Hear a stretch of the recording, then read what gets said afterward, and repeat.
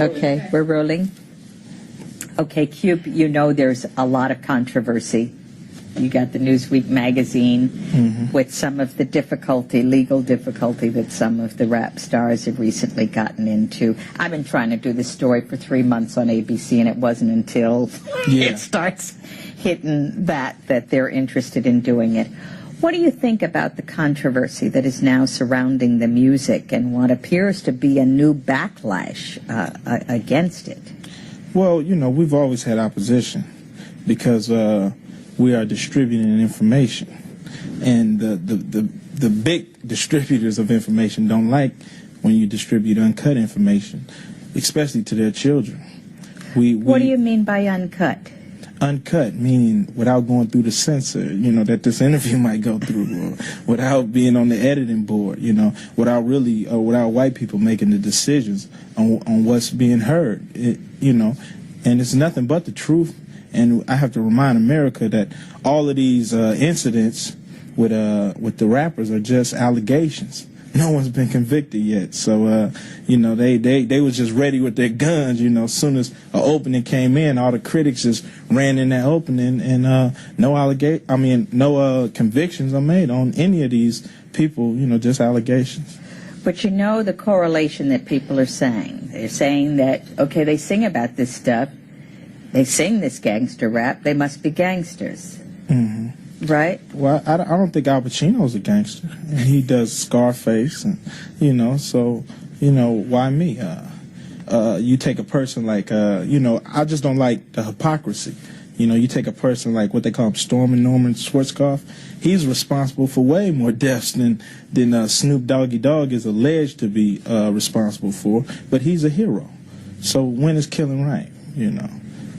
And when do we look at these people as heroes? You know, these are our heroes in the street because they're brothers who are telling us the real deal when no one won't. The news media has their 7-minute skit on what's the real deal, and the rappers give you a whole hour on what's the real deal. And theirs are way more authentic than the ABC or any other networks put together. Is it authentic about all of Black America or just a segment of Black America? I mean, my concern is that white kids that are buying this stuff, a lot of the music reinforces negative stereotypes, that blacks are violent, that they disrespect women, that they kill each other, that they use bad language, and that's supposed to be the black reality. Well, does that concern you? That's just a result that we don't have a lot of media outlets because the white community is way more violent than the black community on a bigger level. You talk on black violence, look at Bosnia-Herzegovina. You know, it's not a black face nowhere in there except in the UN. But and white people disrespect their women on a bigger level than black people ever could do. It's a white man that says, well, a woman only makes 71 cents when I make $1. You know, that's nothing black got to do with that right there. So the kids today are really not concerned on really white people endorsing who we are. We're not concerned about that in '93, and I think that we really need to refocus as a community and could care less who looks bad upon us, you know, because it doesn't make a difference. White people have really never helped our situation. You know, matter of fact, they was founders in putting us in this situation, so their endorsement shouldn't matter in 1993. So you don't care what they think? Not at all. What do you think the appeal of the music is to the 70% of the market that is white that buys it? The appeal is the reality of it. Everybody likes the truth. The truth is good for your brain. And in a society that feeds you so many lies, which doesn't help you grow as an individual at all, this is uncut, raw truth. You know, why do people watch Cops? You know, because they can see the truth. They don't want to see reenactments no more when this is showing you the real deal. And that's what the rappers are providing for the people, the real deal. You know, and matter of fact, some of the white kids are sick of their fathers telling them about the community. They want to hear what's the problems themselves, because they're problems. You know, it's not like, you know, like we're putting a bad front in for the community. The community is going to all hell because poverty and frustration does not mix. And when you have that time bomb, it blows up like it did in April of 1992. So, you know, the kids are starting to say, look, Pops, all that stuff you were saying, put that aside. We're becoming their heroes. And that's really why the media is in a frenzy, because the white kids are taking Bon Jovi and all these clowns off their wall, putting up Ice Cube, Public Enemy, and then they're starting to listen to what we have to say, because it's not all on the gangster tip. A lot of it is really political, and that's where the problem stems. Okay, I'm sinking it in. It's I'm listening. What about the issue of women? Women are denigrated, and we listened to that call-in show. A lot of women are really upset, and I go into the high schools, and young girls resent being called bitches when they walk down the hall like this is cool, right? Because these guys want to emulate you all. And well, my answer on that is that I only call them how I see them. If you come to me like a man, like when you walked in, I said, how you doing? Man. Or you come to me like a sister, I'm going to say, how you doing, sister? But if you come to me another way, I have to speak on that too. I only speak on the women that influence the community, because sex influences this community, you know. It's why everybody want their Benz, so they can have the girls look.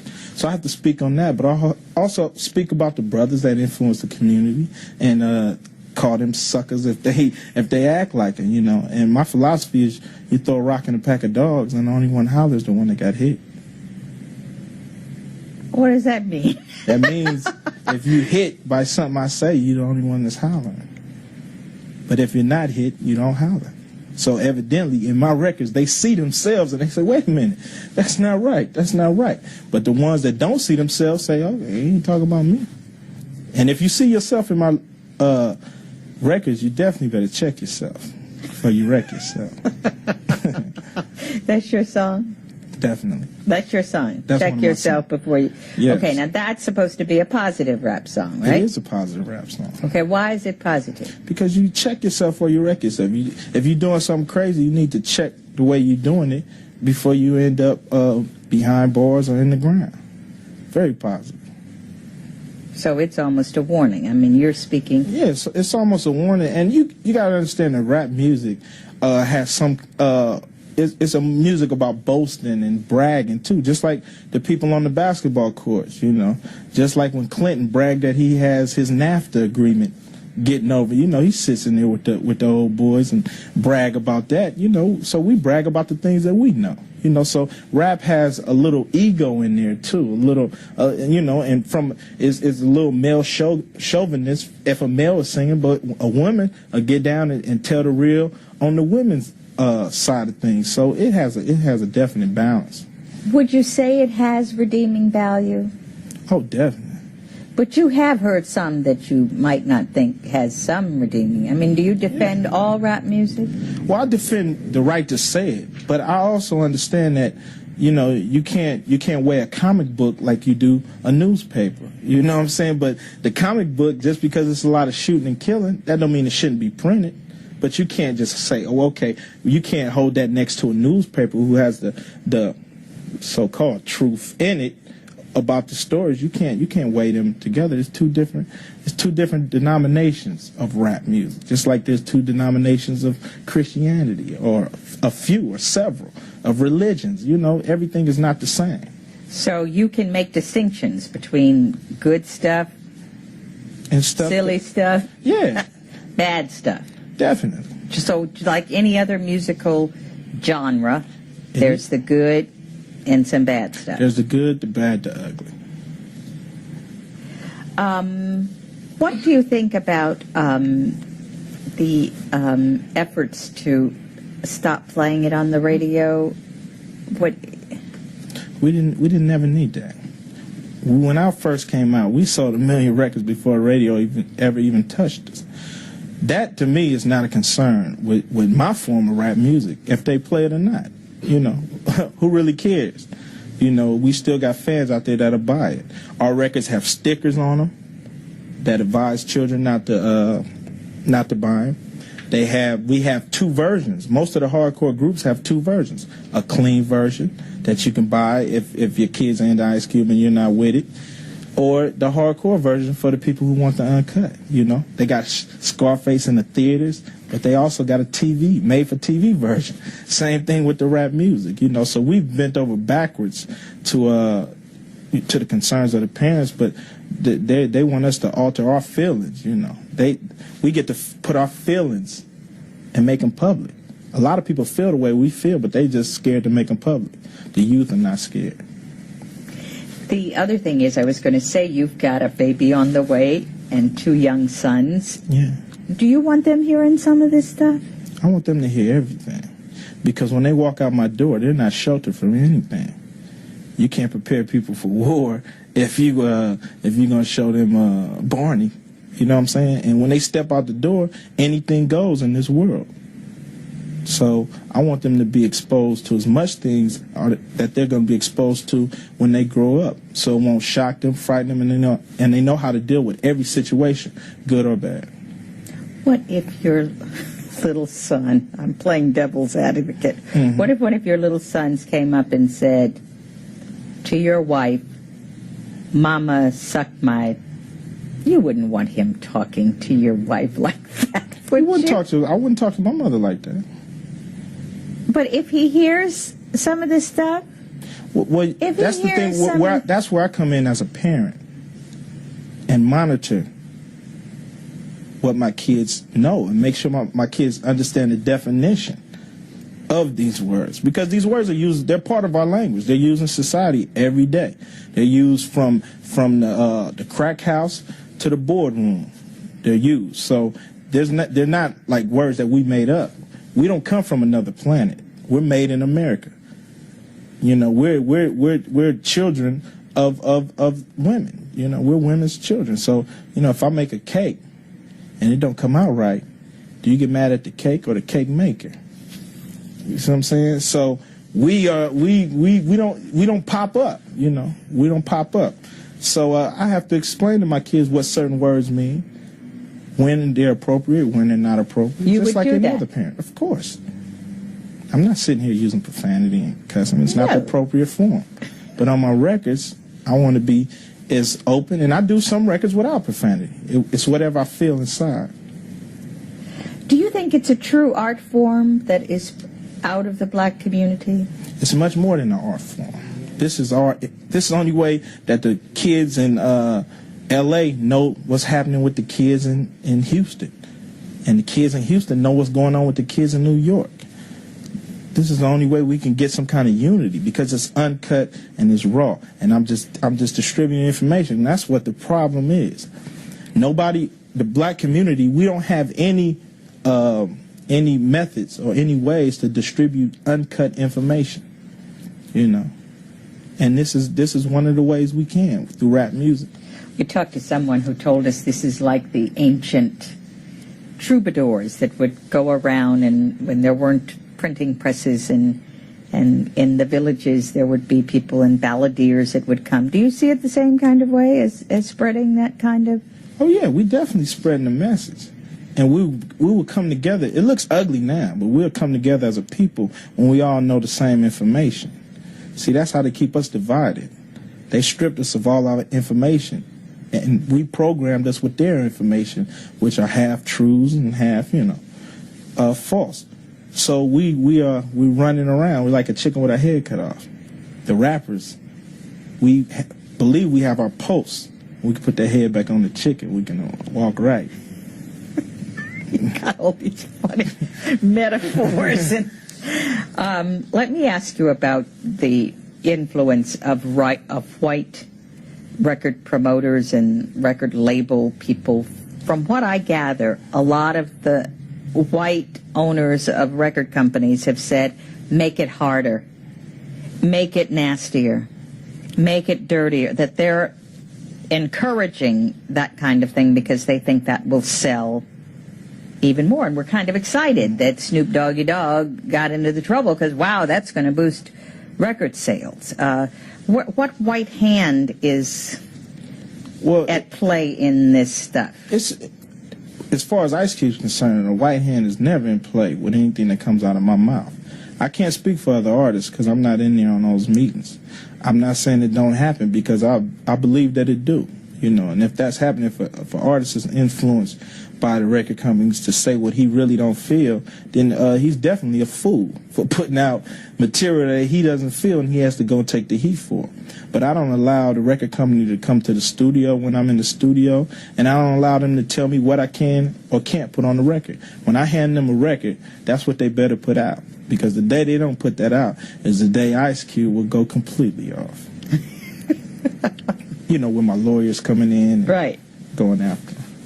Okay, so you really present them, but you're big enough to do that. What about somebody When I was small, young? I did it. Huh? When I wasn't quote unquote big, when I was just an artist coming up, I wouldn't let them dictate to me what kind of records to put out. Who's making the most money in this stuff? Well, are the artists making the money? Oh, of course not. You know. But we doing this interview. You're not making the most money out of this interview. ABC is, you know. So everybody, unless you're on your own business, unless you're on your own distributing, unless you're on your own trucking, unless you're on your own retail stores, you're never gonna make the most money. But see, what I got to give is deeper than money. See, they make money off of it, you know.